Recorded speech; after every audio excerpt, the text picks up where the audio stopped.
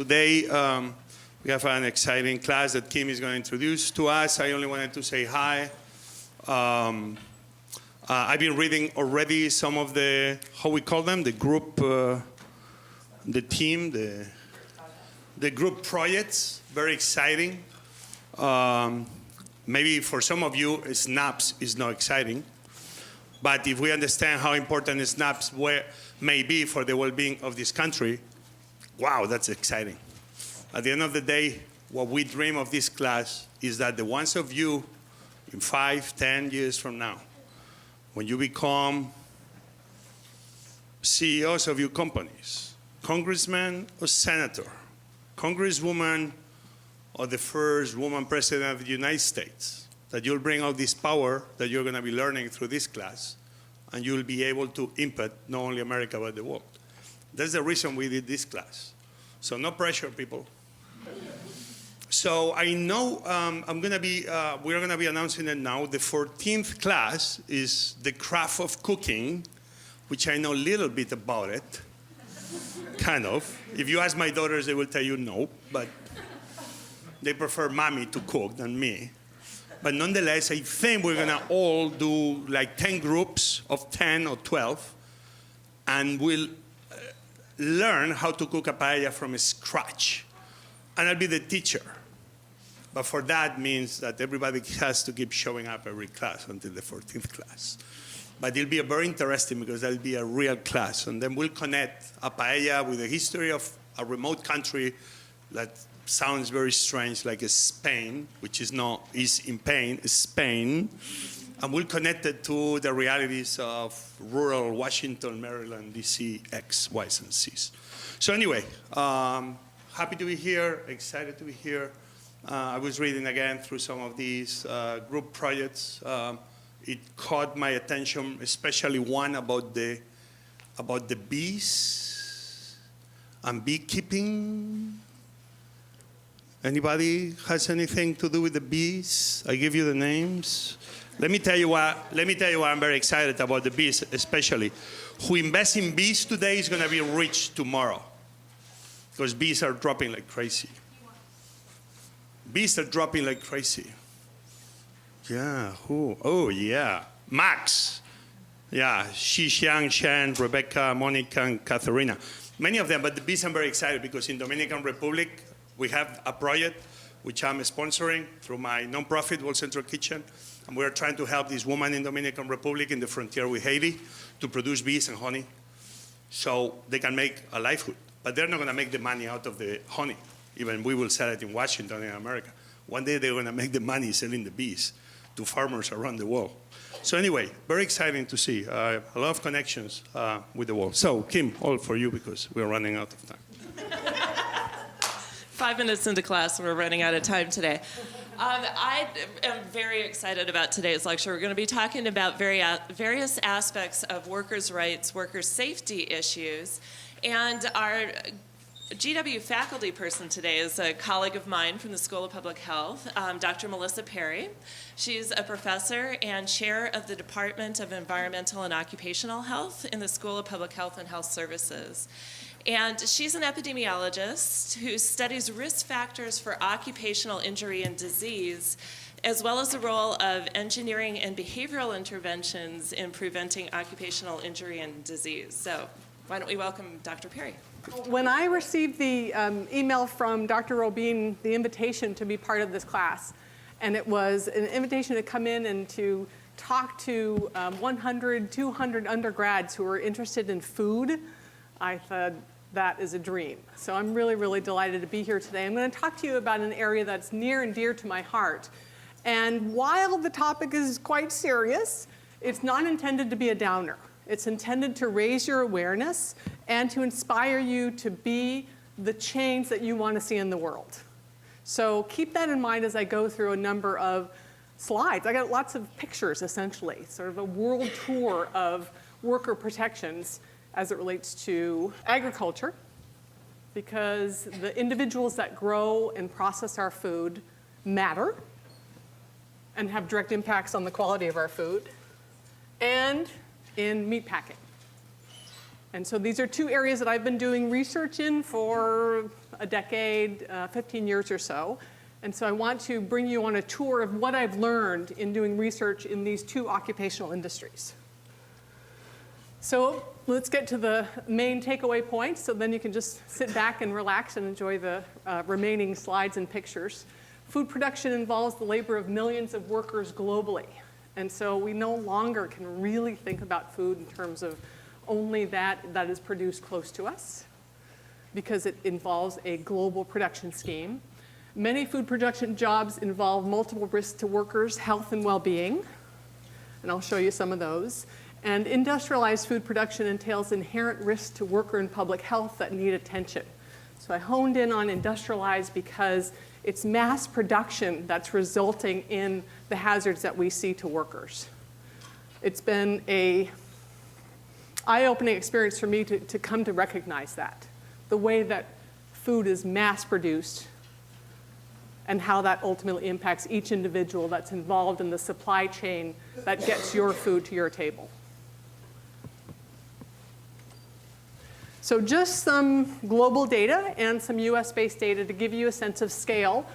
Total working population globally is 2,837,000,000. Fatal injuries for that global population is estimated at about 351,000, so that's deaths. And non-fatal injuries about 268 million.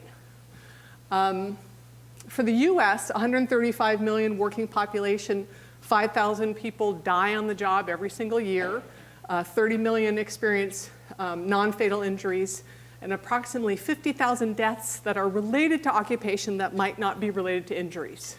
So that could be exposed to chemicals on the job that take 10 or 20 years to manifest in a chronic disease. That's what's meant by deaths and the second category, beyond fatal injuries. So a quick snapshot of what the traumatic occupational injuries look like in the United States. We know that it creates significant burden, including injury, disability, and death. About 5,700 people die.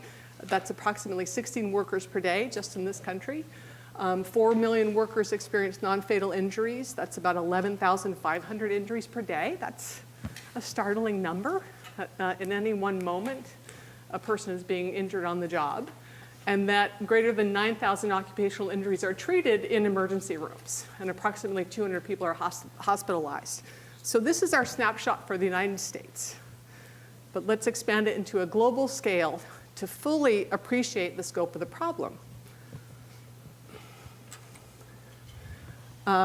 These data, unfortunately, they're out of date. They're 10 years old, but they're the most recent data that we have access to for the United States. And it just gives you a sense of where are these risky occupations concentrating in. And these are non-fatal occupational injuries with different sectors. So the top is agriculture, forest, and fishing, mining, construction, manufacturing. The overall rate is 5.4 per 100 workers. So every 100 workers that goes to work, 5.4 on average are going to have a non-fatal injury in any one year. But what you can take away from this is you see that construction is right on top. It's the highest rate for non-fatal injuries, and that manufacturing are second close behind. So those are risky occupations. People get hurt doing this work at a rate higher than other occupations. So now I'm going to show you a bunch of pictures related to agricultural production and pesticides in particular. And I've got some US-based pictures, and I've got some international, global pictures. And I think the main takeaway, having studied this for 15 plus years in places as varied as Tanzania, China, Vermont, my home state, Wisconsin, other parts of New England, Nebraska, Wisconsin, is that we created a food production system that relies on pesticides, and we've set up a chemical manufacturing economy that essentially says to the user, protect yourself, figure it out. It's inherent on you as the user to protect yourself. And what I've learned is from South African vineyards to dairy farms in Vermont to Tanzanian coffee producers, no one's really able to fully protect themselves. Just does not translate. And I'll tell you a couple of reasons why. So this is ideally what one needs to do in order to keep themselves protected. And here's the information. A pesticide applicator in this country, they have to get certified, is told, read the label. Follow the guidelines on the label. And then you'll figure it out. Then you'll know what to wear, what glove, hats, respirators, et cetera. And I can tell you, having been involved in public health communication for a number of years, that more often than not, this kind of complex health behavior information just does not get easily adopted. Doesn't get adopted by more resourced farmers in Wisconsin and Vermont, and it isn't even practical for Tanzanian coffee growers in Tanzania. So this is the level of protection that agricultural workers are expected to, depending on what kind of pesticide they're applying. Anywhere from just gloves to the whole outfit, depending on the compound. This is an interesting simulation that does a nice job of explaining how exposures to workers happen. So this person is pouring it's actually a pesticide granular compound into the back of a planter. So it's mixed in with the water that's being sprayed to seeds that have just been planted. And it's also been treated with a fluorescent dye, which is going to show up under black light. So it's a tracer. And it's meant to simulate what level of pesticide might the grower get whenever he is applying pesticides. So he's not wearing any protective gear, and it's not a windy day. And he's simply taking this granular powder and pouring it into the back of his planter. And what you'll see is that he got quite a bit of exposure simply by pouring it in. So he went under black light right after he poured it in, breathed in a lot, clearly got dermal or skin contact. When we think about environmental chemicals and how people are exposed, it's contact of the skin, inhaling it, inhalation, and it's also eating, ingestion in some way. So certainly lots of inhalation and dermal contact. And then, even though it wasn't windy that day, he also got a considerable amount to his back. This person's using what's called a lock and load system, which is intended to remove them from such direct contact and drift, and also treated with the fluorescent tracer. And you can see that he got an ample amount of tracer on his hands and also on his forearms. So that's just one example of how imprecise the way that we use pesticides is. And these are American applicators who are certified to apply. So they're, by regulation, have to go through training in order to do this and to get a license to apply restricted use pesticides. But what you see again and again, both in this country and in many other countries, is the imprecision played out in how pesticides are applied on a much larger scale as well. So in Asia, this kind of scene is not unusual at all, as pesticides are being sprayed in a large field. And then aerial application is quite common too. And I thought I would make use of a few other examples. This kind of backpack sprayer application is really the most common means of application that you're going to find in Latin America, in Asia, and certainly in Africa. That's how it's done. Pour the compound into the back of the backpack sprayer, put it on your back. You don't have access to any kind of protection, and then you just spray. But we, in this country, use aerial spraying for a variety of different purposes, including in land management. But there's a tremendous amount of imprecision. And if we had a lot more time, I could give you tons of data on how people get exposed and how you can measure pesticides in people's blood and urine based on their occupation or based on living in proximity to where pesticides are being applied. More demonstration of the imprecision of pesticides. So I point out this boom sprayer. So this is mechanized production. This is mechanized agriculture.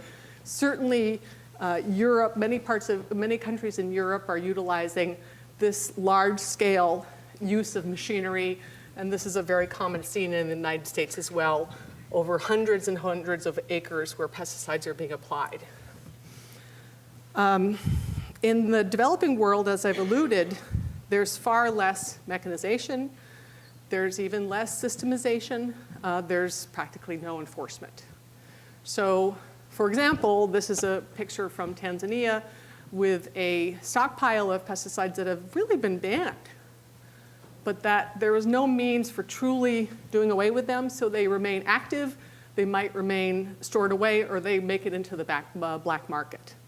And you can find it through residue testing. I'm going to tell you about that in just a second. And you can also find it in the fact that if you were to do surveys of people working in agriculture, they may likely have it in their bodies as well. This picture looks old. It's actually maybe about 7 or 8 years old. This is a group of coffee plantation workers. There's a colleague of mine who's a toxicologist. And it's just to say, this is how pesticides are typically applied to the coffee plantation in Tanzania. This is from a vineyard in South Africa, and that's what I said when talking with the arborist there, the horticulturalist there. He couldn't exactly tell me what was being applied. He knew that on Monday, Tuesdays, and Fridays they were applying pesticides to kill fungi, and then on Wednesdays they were applying pesticides to kill insects, but he couldn't tell me exactly what the compound was and the requirements for what had to be worn during application. This is from a vineyard in France. And then I want to move to China for a moment. We have a research study in China looking at pesticide exposure and impacts on reproductive health. So I traveled there to get a better sense of, well, how pesticides are actually used there. How common are they? And I was stunned to discover that agriculture is not mechanized. It's not highly industrialized by any means. It's sheer labor, but that pesticides are ever present.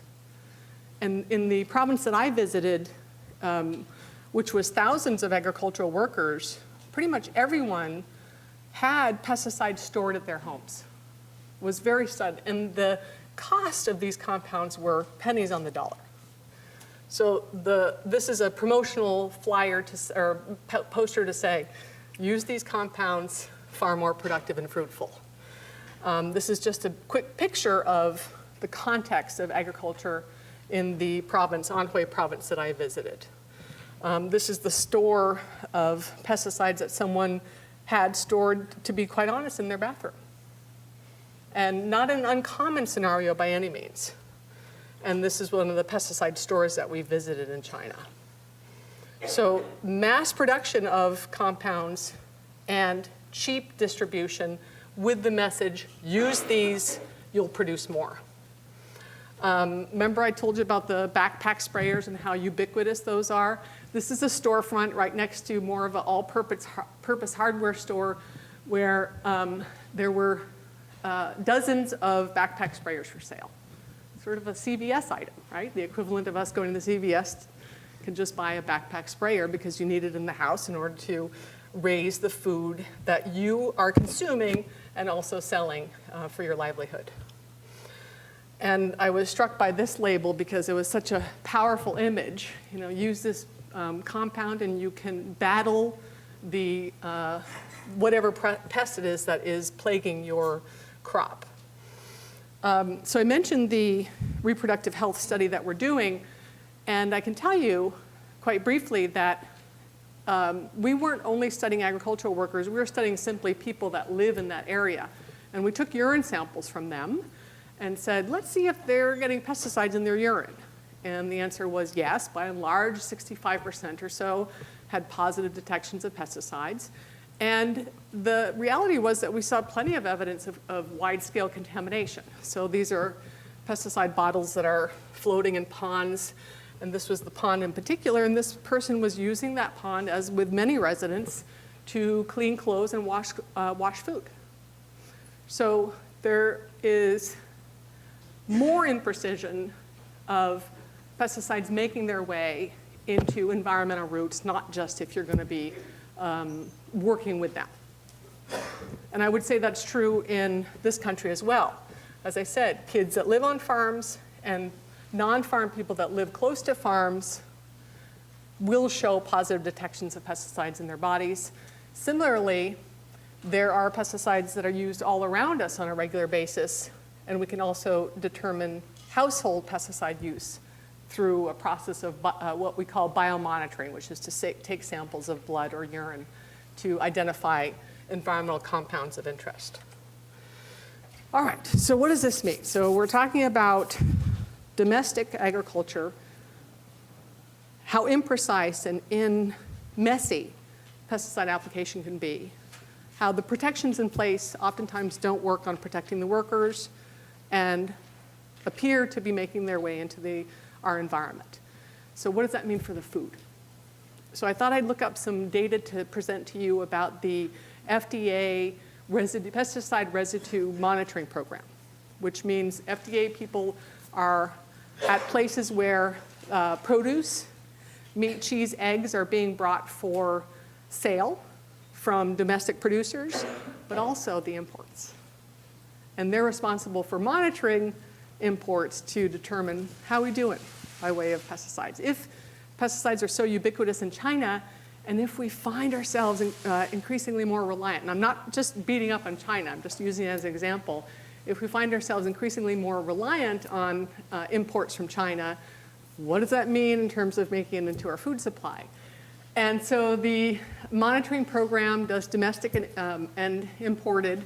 The emphasis is on raw agricultural commodities, foods consumed by infants and children, and they test for approximately 450 compounds.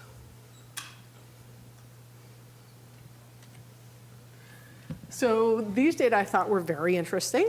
We saw that in its heyday, maybe at the inception of the program, 1992, there was a high number of samples tested, 16,000. So this is a good thing. It looks like it got a robust start, but then it has decreased over the years such that at 2007, the number of samples analyzed is 4,000. So I don't have a denominator here, but my hunch is the number of products that are making their way onto our supermarket shelves is probably north of 4,000. So it's just a fraction of the actual foodstuffs that are making it into the distribution chain. And these data are on imported samples and domestic samples, and you can see high violations early on, and then discernible decreases, which is all good, and then some worrying spikes toward the end, closer to this time period, to suggest that we haven't fully been able to rid our food supply of violative residues. Now, again, these data suggest for domestic they're around 1% to 2%, and for import they're somewhere around 5 or 6%. But I need to infuse a little bit more doubt here as well in this notion of violative. So here we have domestic 64%, everything's fine, no residues whatsoever. Thank you. 35% with residues, but not at the violation level, and less than 1%. And this is 1,400 samples, less than 1% violative. But a larger number here for the imports, almost 5%, 23% with residues, and then 72% not with any residues detected. I worry about the violative, to be quite honest, and I'll tell you why in just a second. The non-violative, but the detections. But let's look at the commodities. So we've got milk, dairy, and eggs. It seems to be a bit of a problem. Vegetables, fruit. Okay, these are imports. 27.5, 29.3. A third of vegetables coming from other countries are showing pesticide residues. I'm not exactly comfortable with that, to be honest. I study the various biological properties of pesticides, which includes endocrine disruption or impacts on hormones and our reproductive function and metabolism. I don't think we've got it all figured out in terms of how pesticides affect our body. So I take a more conservative stance to say I'm not thrilled to have pesticides in food. I'm just not okay about it, just in general. So it says to me that we've still got some work to do. Okay, so that's agriculture in a tour de force. Agricultural workers being exposed, protections not fully recognized. I can show you lots of data when I've talked to a lot of farmers about, did you wear your gear? Did you put on your gloves? And everyone would say, no, I don't do it because it's a hassle. In Tanzania, they'll say, I don't do it because I don't even know what these things are. In South Africa, they'll say, I don't do it because my employer doesn't provide it. So those protections aren't being realized. The onus is on the worker, okay? It's not on the companies that manufacture pesticides. And I think we've got some justifiable evidence to say they're making it into our food supply, okay? So how about meat production? Let's talk about that now. This is another area near and dear to my heart, probably because I started with agriculture, and I came to recognize that high-risk workers needed to have a light shined on them. They were very hidden. My beginning in Vermont was to talk with my fellow neighborhood farmers and ask them about, what do you know about the pesticides that you're using? I know we need them to remain productive. I know that my immediate yield for next year is dependent on the application of pesticides. Well, what do you know about its impact on maybe you or your family members when you get exposed? Not too much. Well, do you get exposed? How about the last time you applied pesticides? Did you get it on your skin? Absolutely. And then when I did surveys of farmers, 300, 400 farmers, and took their urine, the majority were showing one-time application resulted in pesticides in their urine. This is all hidden in many ways. These individuals, these workers, we don't give too much thought about it when we're eating spinach or when we're drinking our milk. Similarly, I came to recognize that no one was really paying attention to what was happening to meatpacking workers either. They're very hidden, and we've kind of liked it that way. I can say, and I'm absolutely guilty of this, I'm an American that doesn't like to know what the original source of my food was. I go to Europe and they serve me a piece of fish with its head and tail on. I'm not comfortable. I just want the fillet. I don't want to know where it came from, okay? And so too follows the overall regard on the part of Americans as to how our food is produced, and especially our meat. So this has been a historical issue for at least over 100 years, and I don't know if any of you got exposed to this book called The Jungle, but it's used as an example of what was called in its day muckraking in the turn of the century in the early 1900s to say, I've gone into a meatpacking plant, Upton Sinclair went into a meatpacking plant, and he discovered atrocities. He discovered kids working. He discovered that people were quite literally losing their limbs. He discovered that people were being injured and body parts, without exaggeration, were going into meat vats. Okay, so this is what he published, and he was accused of being, true to contemporary expose journalism, a real Geraldo Rivera, going out to blow things up out of proportion. But in reality, shining the light on this problem resulted in the creation of the Food and Drug Administration to therefore realize a more secure way of inspecting meat processing and meat packing and meat production. So there are deep historical origins there. It seemed as though this is when we're paying more attention to meat. In recent decades, I'd say that we've fallen back into a sense of complacency. But let's think about it from a production standpoint and the demands. As I said, it's foolhardy to just say, okay, this is what's going on in the United States. It's not isolated to the United States. There is a global demand for meat. So look at China between 1968 and 2005. We've got this massive increase in the number of individuals, but almost 100-fold increase in the actual number of pigs and poultry. So with affluence, with a rise in income comes increasing demands for meat consumption. back to the US, and I mentioned industrialized agriculture. So if we are seeking more efficient, streamlined, and effective means for producing as much meat or food commodity as possible, you're going to move toward an industrialized model, a mechanized model that emphasizes efficiency. And that's very much what we've seen by way of pork processing in this country. So look at how pork is produced. These are operations where the number of operations in each of these states that have over 5,000 or more hogs in operation. These are 2001 data. I can assure you that probably this has increased even more significantly if we had current data. So it's just to say that we've seen this rapid increase in the consolidation.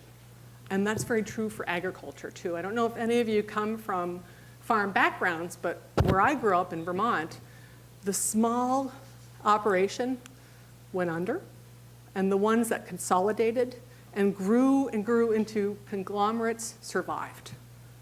And that's very much what agriculture in this country has had happen. It's very much what's happening in agriculture in parts of Europe. It is an inevitability, it looks like, in other parts of the world, Latin America in particular. There will be more trending toward consolidation, fewer and fewer operations, but larger and larger production ends. So I've been studying meat packing in 2 states in the Midwest in particular. And I thought I'd tell you about them and what we learned, as you may not have been in a meat packing plant before. Anybody here that has been in a meat packing plant? Raise your hand. Okay, great. We've got 2 members of the audience. 3? Terrific. We have to do a trick. The meat packing plants that I've been studying for 5 or 6 years are based in Crete, Nebraska, and Denison, Iowa. And I can tell you these are small places in the Midwest. But what stunned me, I walked in, my first tour of a meatpacking plant, I walked in a hot dog lover, bologna lover. It was my favorite meat for sure. And I walked out not to have consumed meat again. And it wasn't about the hygienic conditions of the plant. It didn't feel as though the products themselves were risky or problematic or likely to introduce infection or bacteria. It was the volume. It was the scale that blew me away, and it was the conditions for workers. So imagine this. I recite these numbers because I'm used to them now. So in Crete, Nebraska, this one plant has about 2,000 workers. They slaughter 10,000 hogs a day. So now you see the previous numbers of these operations that are producing 5,000 hogs plus. 10,000 hogs in one day of operations in Crete, Nebraska, and then 9,000 in Denison, Iowa. These are United Food and Clerical Workers, UFCW, unionized. And I can't wait to hear from Mr. Pena about UFCW because they've been a very important partner in this work. If it wasn't for them, we wouldn't be able to do it. They have 2 main operation or production shifts, and then they have a cleanup shift at night. And there are 2 sides, another lesson for me. The hot side, which is where the hogs are brought in, they are gassed so that they're not dead, but they're incapacitated. They're tumbled onto a belt. They're shackled, they're brought up, and then they are, their throats are cut. And I've got some, to prepare you, I've got a few graphic pictures for you to understand what the view is on the line on the hot side and the cold side. And then they're refrigerated overnight. The carcass is refrigerated overnight. And then on the cold side, that's when the fine cuts of meats happen, and also the parceling into packages. So the hot side is slaughter, evisceration, preparation for refrigeration. Cold is cutting, fabrication, and packing.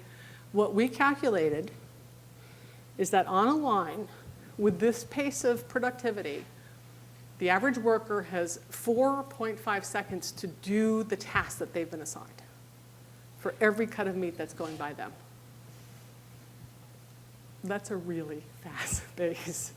There's not too much room for error or delay or distraction or conversation or slipping or misuse of equipment. That was a stunning data point for us, stunning statistic. So on the hot side, from an occupational health and safety standpoint, we went in and really sought to capture what are the conditions like, what are the threats and hazards that are most common. And we refer to physical exertion and repetitive strain. When you want to classify injuries in any occupation, you have these key categories. And physical exertion is how much you're bending, stretching, moving, or how awkward your posture might be, and then how often you're doing one thing, because that's creating tremendous tension to your upper extremities or lower extremities, depending on the task that you're doing. So repetitive strain really matters, and we can show you that given extended periods of repetitive strain results in traumatic injury, results in chronic injury, carpal tunnel syndrome, for example, a number of musculoskeletal problems. What we were surprised to discover when we started this work is that, in fact, prior researchers, occupational health researchers, had paid more attention to the repetitive strain, the musculoskeletal disorders of meatpacking workers than the cuts. I was very surprised to discover that. It was almost as though there was this complacent attitude or just resigned attitude that, okay, if you're going to use knives all day, you're just going to get cut. How can you prevent them? That's what it seemed as though the literature was saying, because no one had paid attention. So our study was intended to identify preventable sources of injury, of cut injuries in particular.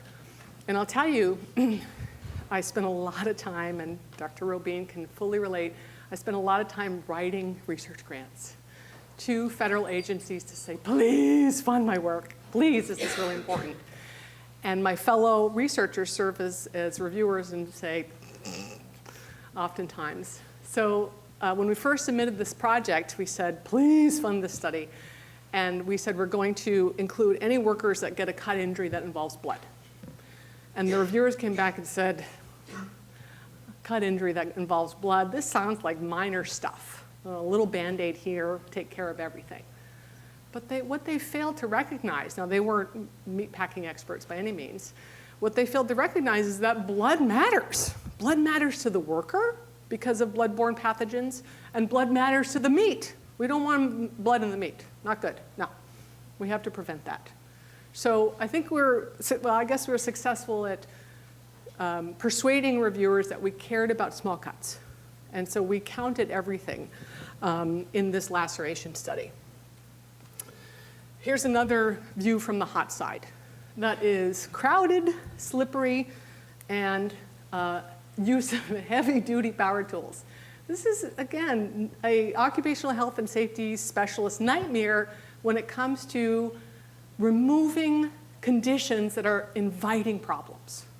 Slipping and falling being a classic one, the stress, the physical exertion that comes from these power tools, and again, the repetitive strain. Now, on the hot side, it's quite literally very hot.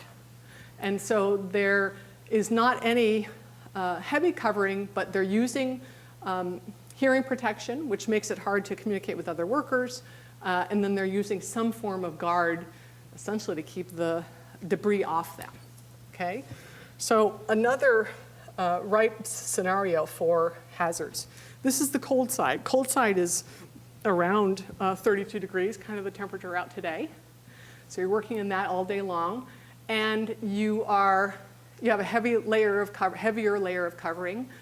This is an example of doing a fine cut of meat. So these people are removing fat from the piece of meat that they're working on, which results in a finer, more choice piece of pork. They have to wear chain mesh, which is similar to what you see knights wearing, a chain mesh glove underneath a rubber glove. That's intended to keep them protected from getting cut. Not easy to maneuver and use sharp knives, given 4.6 seconds to do it. A very challenging job, you gotta admit. This is the cold storage overnight, just to give you a sense of what they look like after they leave the hot side.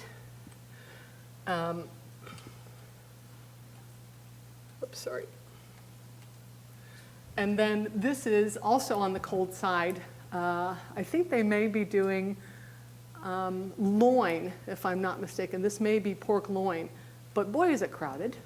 And they're also using hearing protection. It's very loud. The use of hydraulic equipment is common here as well. This is a scabbard where knives are stored. People are using them to hold their knives. They might have it as a belt. Very frequent sharpening happens.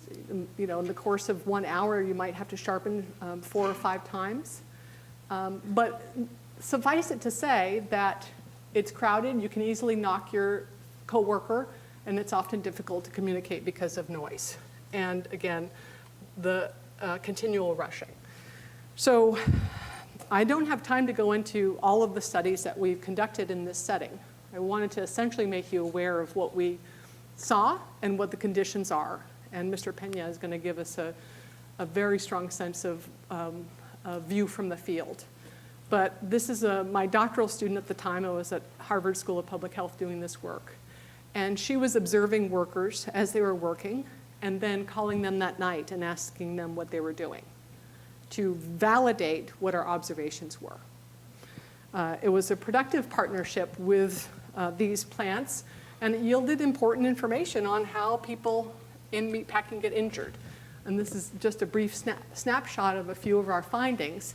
Just pay attention to the risk factors: unusual equipment or materials, different work method, doing an unusual task, being distracted, and being rushed. We provided empirical evidence to show these increase the probability that you're going to get injured. We interviewed 300 people to determine these associations. This finding, wearing gloves, reduced the risk. Now, the majority of people were wearing their protective equipment. It was heavily monitored by supervisors. The majority of people were using their gear, but they still got cut, interestingly enough. So we're able to identify ways that job organization and job tasks can be changed. It's not about the worker, it's about how the work is organized that could ultimately reduce the risks of injuries. So that's one of the key takeaways from today. These are 2 examples of the kinds of sharpening devices that the workers used. This is called a mousetrap, ergo steel. One can just run their blade along the inside of this device, or others prefer to do straight out of the kitchen, a straight steel. And that's going to vary depending on how experienced you are, in fact. But interestingly, we found in the association that the more sharpening you did, the more increased your risk for injury. Never expected that. We thought it would go in the opposite direction. More sharpening, could move more agilely, less risk for injury. Didn't find that. Why that is, we haven't figured it out. We don't know why. We know it's there. So that is a view from meatpacking. I don't want to go over time, so I want to reinforce these 3 key messages. And that is, again, we're talking about the labor of millions of people. So when we think about food, we have to think about all those that get their livelihood from producing food, but we're also obligated as a moral nation, as a moral society, as individuals dedicated to optimizing public health. We're obligated to ensure people producing the food that we consume can do it safely. And so my takeaway message to you is, please be the change that you seek to embody in the world.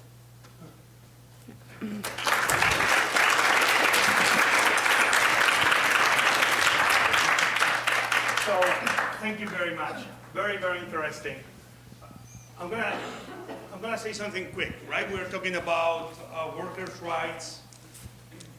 And here the simple question is, does every person that works the farms of America or the meat plants of America should have the right to work in an environment that is healthy, that is clean, that is not any different than the place we are learning right now, right? Imagine that right now I love smoke cigars, but I'm putting the cigar right in your face. That's not what we want. I came back last year from Spain after a long summer vacation. I went to the doctor, I did some blood tests. The doctor called me a month later, I thought was something terrible. Jose, you have the biggest quantity of mercury in your blood I've seen in my entire life. Don't worry, doctor, I know why. I've been eating tuna every single day of my life. Okay, what's the connection between a worker working on the farm and me getting poisoned through tuna and filling my entire body with mercury? At the end, this is the food for thought. How are we producing the foods? How are we going to keep feeding everybody in America and in the planet? And if in the process we have all to be getting all the poison that we don't want. And this I want to connect because this class is all about synergies with immigration reform. You're going to say, what pesticides and the poor guys working in the farm has to do with immigration reform? If we think about it, we have over 11 million undocumented in America alone. And it's many documented in many countries around the world. Who do you think are working on those farms more often than not with those pesticides? So no one complains of the labor conditions. It's only food for thought. It's only a very interesting way to see how sometimes maybe we are allowing this to happen because the people doing the task at hand under very hard labor conditions, they will never complain because if they complain, well, they actually don't have a place working. So it's almost connecting one point with the other. So. It's a very good point. Thank you for making it. So Dr. Perry alluded to our special guest for today. I'm very excited to welcome Eduardo Pena Hernandez, who is the assistant to the director at the United Food and Commercial Workers International Union. I need this all written down so I can remember the long title. He works in the food processing, packing, and manufacturing division within UFCW, is the easier way to say that. Eduardo is a veteran union representative and has extensive organizing experience in strategic organizing. He routinely assists his organization with large-scale labor contract negotiations across the U.S. He specializes in food processing, packaging, and manufacturing industry. And during the last 16 years at UFCW, Eduardo has dedicated his efforts to improving the working conditions for workers across the country. Anywhere from small rural towns in South Carolina to the fields around the Columbia River in the Northwest. He's been involved in some of the largest labor fights for food workers in the last decade. So it's very exciting. One of the other things that's really exciting about having Eduardo here today is he's actually a movie star. He was in the documentary Food, Inc. I think you all saw the trailer that he sent us for that film. I'm hoping many of you have actually seen the entire documentary because it's actually a very good documentary. And Eduardo actually has a degree in labor relations from the University of Puerto Rico. So I'll turn it over to our guest speaker. I'm really excited because getting to talk a little bit about the worker component in the whole food process is it's an important part. I get to see it every day. All the pictures and everything that we were looking at is something that you know actually came out of the two plants in the pork plant in Denison and in Nebraska and Crete, two plants that I'm very familiar with. I actually visit those plants quite often during the year, and I actually have been at those facilities. And when we talk about unions, right, my daughter says that's so 1980s, right? Or actually in this case, that's so in the 30s, right? Nobody thinks about unions anymore. It's like it's more of kind of an afterthought. It's something that, like, my grandfather was in the union, right? Or my great-grandfather was in the union. We don't think about unions as something that is related. Mi abuelito, for those of us, it's like it's something remote. But in many places, it's still something that affects. In this industry, something that is still really relevant. And we're going to talk about the connection between organized labor and working conditions, because a lot of what Professor Perry already covered in terms of what we can do. And when she asked about raising the hands and being at the plant, I know many of us can't be at the plant, or it's not our role to be at the plant. It was interesting talking about many of you are going to be in leadership positions in the near future, and right now also you may have the opportunity to make change in those working conditions by helping those workers, because as consumers, I think it's the most important thing. We do have a choice. And we're going to talk about specific examples about actions that happened near this campus in this city that had an effect in the working conditions in, for example, rural North Carolina. And the fact that we took the fight of the workers in rural North Carolina to the retail level, and how retail companies are allowed to in-stake here. And you see the retail, you go to the supermarkets, you go to the stores.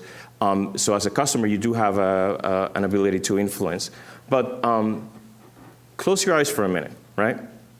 Think that you're in a small town in the Midwest right now. It is 4 a.m. in the morning, and you need to get up to go to work. It's -7 degrees outside. Trust me, I was there last week. It is really, really cold. But before you go to work, you got to take your daughter to the babysitter. That is what workers in the meatpacking industry face every single day, right? Thanks. So that's a typical morning. But again, we look at we talk about the meatpacking industry and the jungle, and we think about this stuff like, right? Back in the early century.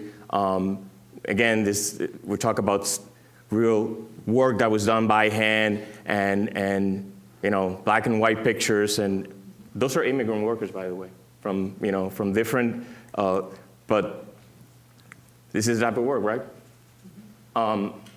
So that was the early century, technology, all kinds of different mechanisms and modern, and so I'm guessing that the packing house workers right now, let's see, technology change. I'm thinking robots, maybe, right? Clean machines that push, we're a lot of robotics in the industry right now. So I'm guessing that there's a lot of change in the industry. This is today.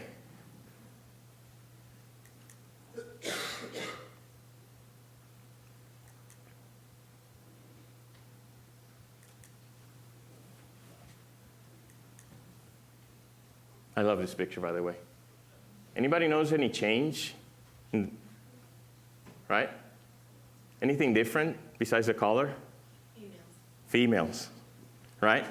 You still have this mentality of the meatpacking plant and the meat packers being these tough, right? Meatpacking guys coming in. Guess what? Many, many, many of the workers right now are young women who are, and when I'm in an organizing campaign, this is all things are set aside. When I'm in an organizing process, when I want to get anything done in one of these plants, in certain plants, there's always one job that is the toughest job, and usually our guys do a physical tough job. Chalk boners, the guys who are removing the spinal, and it takes about 3 minutes to get that job. It's so tough. You want to get something done? Talk to those guys. No, mostly you get the women to get involved, and then they'll tell all the guys what to do. That's the head room, right? Look at that lady. Look at her smile. She's proud of what she does, right? Liver, anybody?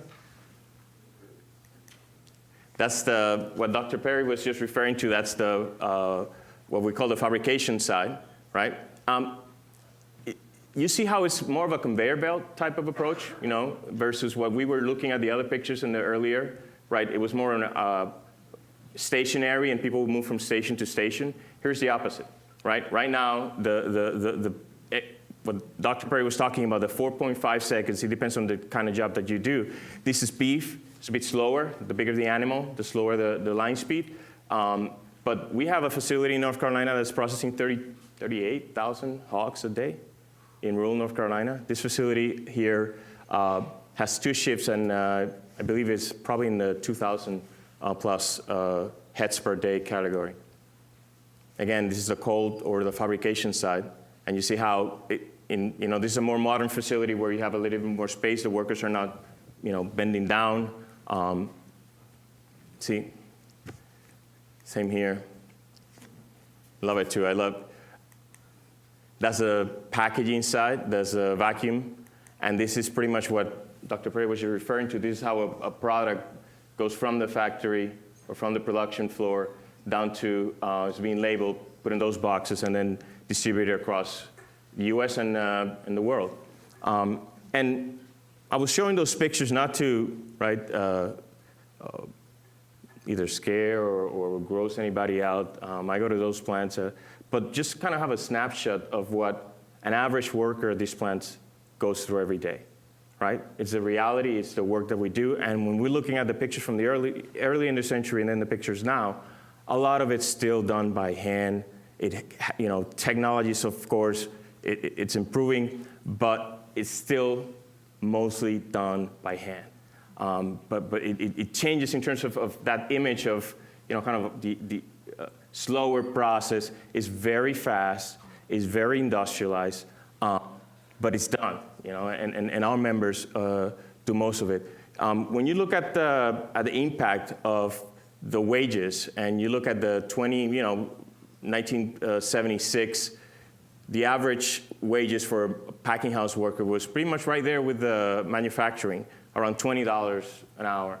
But then you start looking at the impact, coming down to 2012, and you see how that yellow line just goes down, and that tells you, for many, many reasons, including the consolidation, the change in the industry from more to that one single job approach. So everybody at the plant just does one little single thing instead of a more it's more of an industrial process. Therefore, any worker at any time can be replaced, can be moved to a different location, and in this case, then wages go down. So, but it's nothing to do with productivity. When you look at the charts in terms of the change in productivity, it's up, yet wages are not, in the industry in general, they're not necessarily going up with that. And then we talk about that wage gap and income inequality, all those subjects are coming up. You can see it right here. Also some changes in terms of the protein consumption, chicken, beef, and pork, turkey. As you see, the chicken being a cheaper protein, it's going up. Beef going down. Some folks are even talking about beef becoming kind of a lobster type of, in terms of the cost of it and the access to it. Right now people are going, of course, with the tough economy, going more towards a cheaper protein. This is, again, the red meat production and poultry production in the U.S. Again, the same thing, the trend's going up. Of course, it's easier in terms of the life cycle, production cycle of chicken. It's from 2 to 3 months. When you look at it from the perspective of hogs, we're talking about 10 to 11 months. And then with beef, it's about 20 to 30 months. So right now, I don't know how you guys were following the drought in the Midwest a couple of years ago. So right now, this year, next year, are going to be very difficult for the beef supply, meaning that there's going to be less available because of all the effects in terms of the amount of time it takes to bring those cattle to production. Right now, this next couple of years, you're going to see a shortage in terms of the availability of beef on the massive scale, right? Consumption from the earlier in the century, it's going up. This is a global phenomenon, and it talks about the whole protein aspect. We looked at it from beef, pork, and chicken. Exports, as you see, the green on chicken, the red on pork, and beef. There's huge demand for our product outside. And then also then on the chicken or the poultry side, you look at how broke down is this. There's no one single company that dominates. You have Tyson, you have the rest of the market, you have Pilgrim's Pride, and it's kind of difficult to see, but you also see the percentage of workers that are organized in that industry. The wages in this industry is about 34, the total density. compare of, we're going to see other charts for other areas. Poultry by states, you talk about Alabama having the majority of the workers, Mississippi, Georgia. So this industry is concentrated in the South. The cost of poultry, it goes about 54% goes to the retail side, then 40% goes to the wholesale side, and then the production cost is about 6%.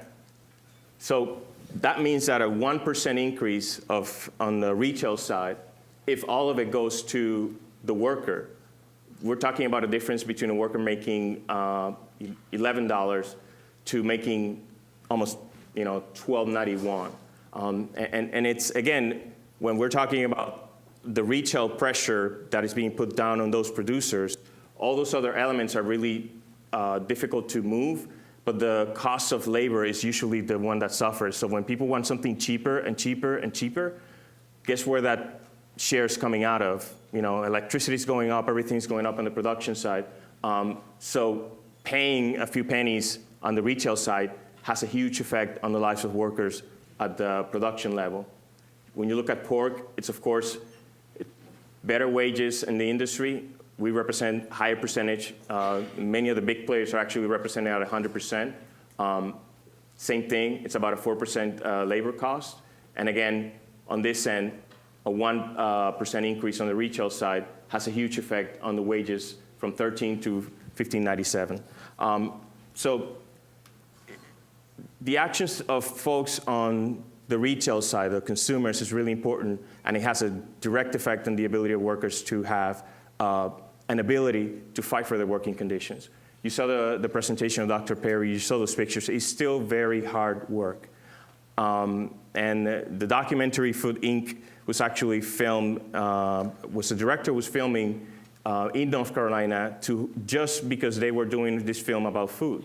And as a coincidence, right, it was 3 a.m. in the morning. I got a phone call from one of my workers. That plant at the time was not organized. And he says, I have immigration agents outside the door. They're arresting my neighbor. And Robbie, the director of Food Inc., was there. They were filming. And I called him up and I said, do you really want to know what food workers really go through? Get on the car. So we get this, film crew and cameras and lights and everything. And it's 3 a.m. in the morning, and these agents were arresting this lady. And we get there, and the agents started running. And I'm like, because of course he was like cops, but the opposite, right? I'm the one with the camera and following the guy, right? So we get there, and these agents start running. And I'm like, why are federal agents just going? Because then I found out later that those were agents who were actually undercover in other states that were just calling in to do those arrests. And if they were filmed, then their identity was going to get exposed because they thought they can come to North Carolina, arrest these people, and then go back to whatever, and nobody would know.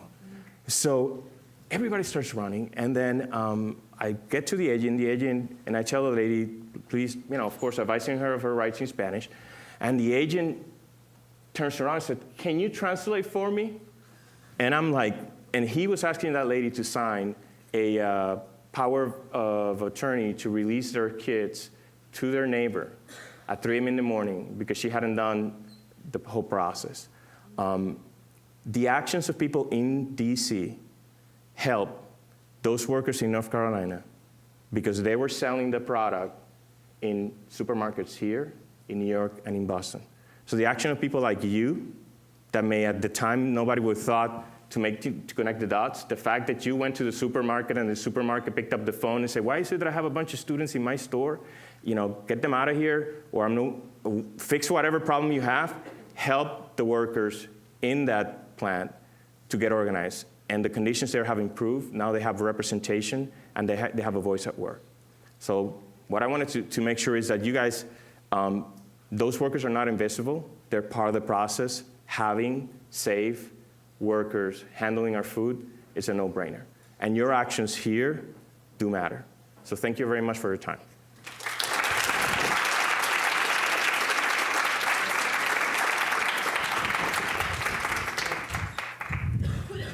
All right, so thank you very much. We have 15 minutes, it's better, or on, for questions. So how did you get into the industry that you're working in now, and what kind of work did you do before that, and what's the plan for the future, I guess? I was in the process following my dad's footsteps as an attorney, and as a total coincidence, I ended up going to Labor Relations Institute. I was a troublemaker, a political activist, and I got involved when I started doing an internship as part of my education. I had the opportunity, as a coincidence, a friend of mine was doing this thing with the union and said, you should come. And I was back home in Puerto Rico, and I was already bilingual. And then they started bringing me kind of borrowed. Hey, can we borrow you? Because we have this, and that's how I got exposed to the struggles of the workers here. And it challenged me because when you're home, everybody speaks Spanish. It's like, having the ability to then fight, especially I started with the Smithfield campaign here. And when I saw the conditions and the situations, and again, it's tough because I leave my family every single week. I spend most of my time on the road. I have but one time I took my family to a trip from Florida, where it's home, we were actually coming here to DC. And in the process, we stopped in Tar Heel, where this plant is. And I took my wife, my daughter, and my son, and we had lunch at the trailer park where some of these workers live. And it was a great Mexican family. My wife was, my kids were like, where are you taking us? And then, we had lunch, and when we got back in the car and we were driving up to DC, I told my daughter, because I was doing it for my kids, right? I told my daughter, it's like, that family, and they had their little girl with them, they want to have a decent house. They don't want to be rich, but they're working 40+ hours every week for one of the largest, at the time, was an $11 billion company. And they're not making enough to be able to live on a decent place. And they're saving money, they're sending money home. And at that time, there's something wrong with that. And so that's how I got involved. And then from there, part of it is having the ability to speak two languages and open doors for me. And the beauty about what I do is that I can go from a corporate room and help and assist in bargaining a contract to going to the floor and still carry my steel-toe boots with pride and get on the floor and train stewards and deal with issues on the floor. And that is very unique because most people in my, you talk about union folks, you kind of think about big fat guys, right, walking like with a Cadillac. And there's some of those still, but then for the new generation of folks who have, higher education, who didn't came through the, do I know your uncle, or who we're bringing kind of a new way of thinking in labor unions, and then the dynamic of immigration. It's also a big deal. I'm working actually in setting up an integration program for immigrants in the meatpacking industry, which is really exciting. So it's like breaking those old molds and figuring out ways where we can connect the things that you guys do with the things that those workers need at the plant. And it's still a struggle, but that's how I kind of got involved. What would you say people could do on a consumer level to advance your cause? There's always stuff happening, but be very vigilant and ask the questions at the retail companies. Walmart. I mean, there's a huge campaign right now with Walmart and people, trying to get Walmart into DC. Walmart, it's the largest retailer. What they're doing on the retail side, the pressure they're putting on those folks, it's huge. So if one thing right now that I would say is get involved in what's happening with Walmart, whether it's that you want good living wages for your city or what they're doing to the folks that they're getting their product from. And don't get it from me, just go to Business Week. They're talking about the number one mistake as a business person is to sell to Walmart. The number two mistake is not to sell to Walmart. So, do your research, get involved. I would say that right now that is the, big campaign that is happening that has many implications. What Chef was saying is about the retail side and the fight for minimum wage. Those kinds of things are really, really important because the ramifications of what that does are really big. So. which conditions have been the hardest to improve? The conditions? Yeah. Good question. Line speed.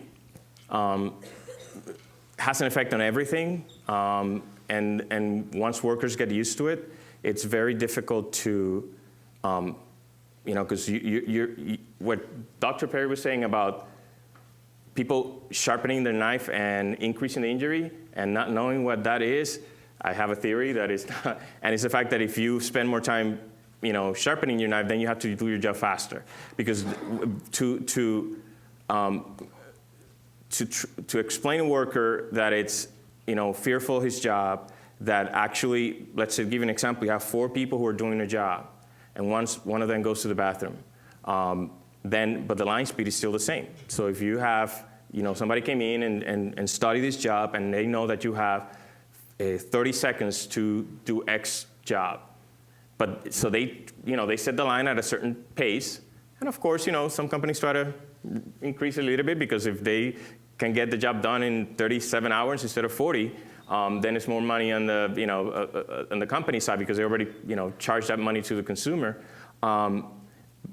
Then what happens to that to that 4th product that now is coming in? Workers feel like they have to help, right?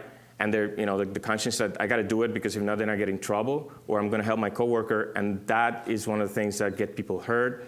Has an effect on quality of the product, people trimming or doing something or letting something go that shouldn't, and being afraid of stopping the line. That's my biggest fight with many of these companies, because they get somebody in that kill floor that missed a contamination.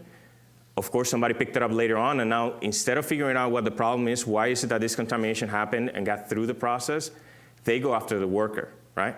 And then on a meeting at the office, they're saying, oh, but that worker can press that button. Everybody has a big red button right next to them. If you touch that button in many of these places, you're gonna get, you're gonna have to explain it, because every second that the line is not running, it's huge. So if you stop that line, then you're gonna hear from the floor superintendent in many cases. So, but then you go to the office after that person, with his 4.5 seconds of looking at this carcass and figure out whether or not I need to trim here, or there's contamination, there's hair, excrement, whatever. I'd rather let it go, because I got to get the next one. Because if I press that red button, but then they get disciplined, you take them, you go to the office, and the company says, oh, they should have pressed that red button. You look at them like, really? It's so the line speed and encouraging workers and training workers and stewards to press that, and then to deal with the pushback, because they're going to get pushback from the company. It's a business. I mean, we're not in the, we don't want the companies to go down, but more and more often you're seeing companies, when you get to the table, that tell you right off the bat, we have the money, so let's get it out of the way. We don't want to pay higher wages, because if you say that you don't pay higher wages, you're going to have to show the books, right? That's if you're bargaining and you say, I don't have any money, then by law you have to actually give us access to. More and more of these companies are saying, we have the money, but we're not going to pay wage increases because we don't want to. So it's not even an issue of whether or not they have the money, because they're saying, so just if you're thinking about raising the issue, we do have the money. So nothing that we say here can, we actually have the money, we just don't want to give it to you. So imagine how it feels for a worker under those conditions to sit across the table with an employer who tells you that kind of stuff. Great question, thank you. Yeah. So it seems like recently the small farm-to-table and sort of local approach to buying ingredients, both for individuals and restaurants, has really become popular. So I'm wondering if that newfound popularity is having any impact on this at all on the more industrial side? It does, but you look at the numbers, and it would be naive to think that the demand for food is all going to be able to be produced at the quantities and at the prices like Chef was just making reference to. There's a cost to everything, and we like to go to the Walgreens and get a $2.99 gallon of milk, and yet a bottle of water costs probably the same. So you got to think about, wait a minute, $2.99, there's no way that, even with all the increase in productivity, there's something wrong. If I'm paying $2.99 for a gallon of milk, somebody's getting cheated. I don't know if the hormone or the farmer or something is wrong. Same thing applies for everything. Yeah, there's a market for that, but can we really expect everybody to be able to access that kind of food? Maybe, but not in the immediate future. We have to look for ways to address the current system as we kind of like look for alternative models. Who's been to a farmer's market in the last year? And who spends more than $20 when you go to the farmer's market? Who spends more than, okay, who cooks here in campus in the university somewhere? Who cooks? Cooking, right? So many of them. So the point I'm trying to make, when I go to the farmer's market myself, my wife, and I can afford it, my wife gives me a top. She gives me $500. So am I, right? I spend $500. I would love for you to come a Sunday with me and see what I buy with $500 in one server. I barely feed my family of 5. And I don't have enough. That's the apples, my chicken, $500. So the question here, the challenge is, will be a trend that we will have more farmers markets, because when you go to those farmers markets, you will meet Julie, who has the apple orchard. And you know that if she uses pesticides, she uses them very, I would say, with finesse. That this will be the question. Can we grow vegetables for 9 million people by the year to 2050 without the heavy use of pesticides? And what's the right use of pesticides? So anyway, farmers market is a big dilemma, because we know that those farmers sometimes don't make it at the end of the month. Many of them, they have huge problems to make it. They do a good living, a good living, they make a living. But so every time we go, and we know that we pay 4 times more per pound for chicken than the chicken we can buy at Subway. It's a reason why. That chicken is being done like our Rolls Royce. Come on, baby, come over here. Come with mommy. I'm gonna manicure you so you look good when you go to the market.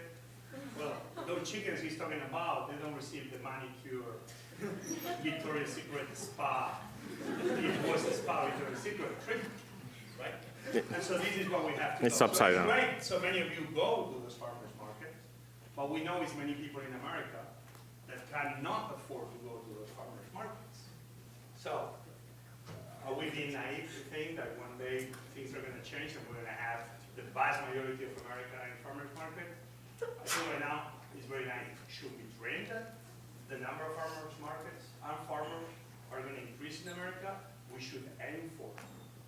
But at the end, industrial production is going to be needed because it's 9 billion people in the planet before we know it. Correct. But how are we going to be creating this mass production that doesn't use pesticides like, wow, let's have a party. Let's give them, instead of water, let's give them pesticides, let's say money. So how are we going to be finding the perfect balance in taking care of the workers, at the same time taking care of the environment and taking care of those workers that produce those foods, and so taking care of all of us? That's a big challenge to be answering, hopefully sooner rather than later. One last thing I wanted to add, I think that is important, that there's a movement now in terms of school districts, and that it's including standards for the procurement of services and food, and many of those are including a labor standard. So that's really exciting now, that not only about the quality of the food, but also the fact that I'm here today is really an opportunity, because let's face it, the work that you do individually and as a group is important, but I know I'm looking at the future leaders, the people that are going to be in positions that are going to be able to make a change. So what I'm saying is that next time I see you at the bargaining table on the other side, you better be good to me. No, I'm just kidding. So so there's those two elements. It's the element of what your ability is going to be in the near future, and also the ability that you have today. I think those new ideas about large, school districts, universities, having standards in the way they spend their money. It's having an effect because we're hearing it on the other side from companies that want to cater to those groups, and including a labor standard then makes a difference. Because the other problem that we didn't talk about is it's those companies who are doing the right thing are being undercut by the folks who are not doing the right thing. So it's really important not to only, it's to support the companies to make sure that there's a reason why the company's spending that extra penny, because there's somebody willing to pay that extra penny instead of just a race to the bottom that is happening with the Walmarts of the world, pushing companies to save a penny here, a penny there, because they want to get that next big Walmart contract. Instead, I want to get the LA school district contract. In that contract, I need to do X, Y, and Z, including giving my workers a living wage. Then, that company gets rewarded. So there's many other new approaches to changing the industrialized process for the good of the workers. So thank you very much. I want to definitely thank both of our speakers today. I think this was a really great session. I want to thank you all for staying a few minutes.